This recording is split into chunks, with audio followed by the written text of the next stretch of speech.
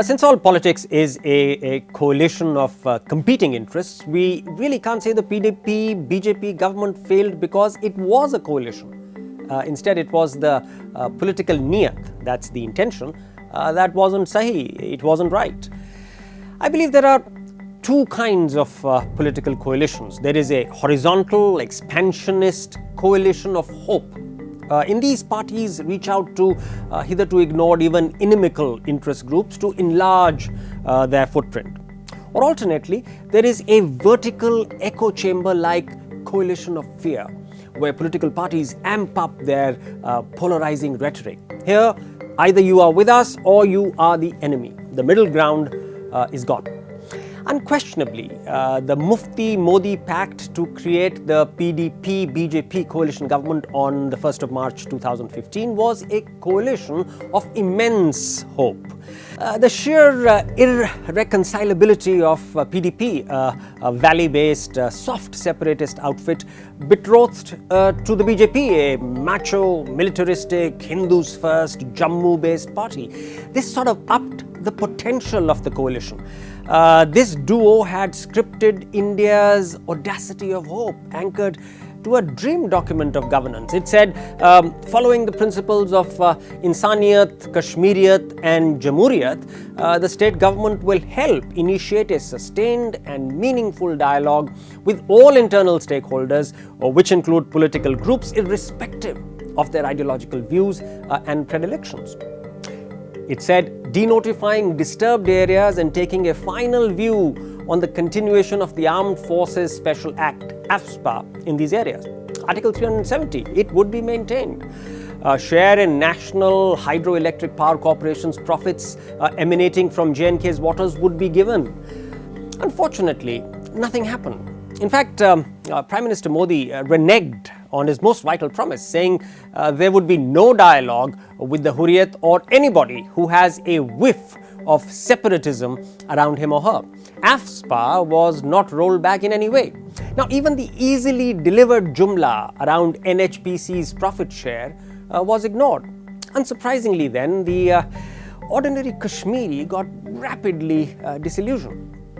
Then, within 10 months, Chief Minister Mufti died. But Prime Minister Modi, in an unusually explicit snub, did not attend Mufti's funeral. A poor turnout added to the suspicion that the PDP-BJP government coalition was losing popular support. Mehbooba, the late Mufti's daughter and heir, went into a rather public sulk. But exactly 3 months later, on the 4th of April 2016, Mehbooba Mufti capitulated and agreed to become the chief minister without anything to show for her petulance. The coalition of immense hope vanished, and it regressed into a new coalition of questionable intent.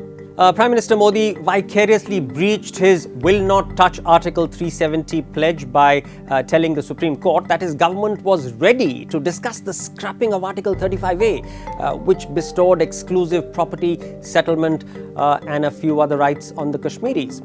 Then Kathua happened. An 8-year-old Bakarwal Muslim girl was allegedly raped by Hindu men inside a temple. The BJP jumped in to polarize, saying the young men were being framed. And then a dozen other flashpoints erupted. BJP's triumphalism over Burhan Wani's death in an encounter.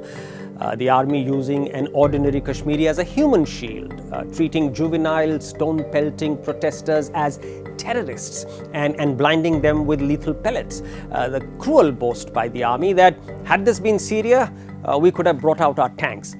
It was an unremitting litany of reprisals and violent words and actions.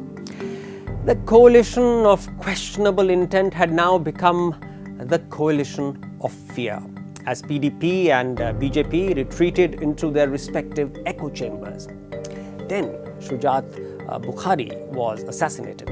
Without as much as a private word or warning to Mehbooba, the BJP publicly announced that it was quitting the alliance.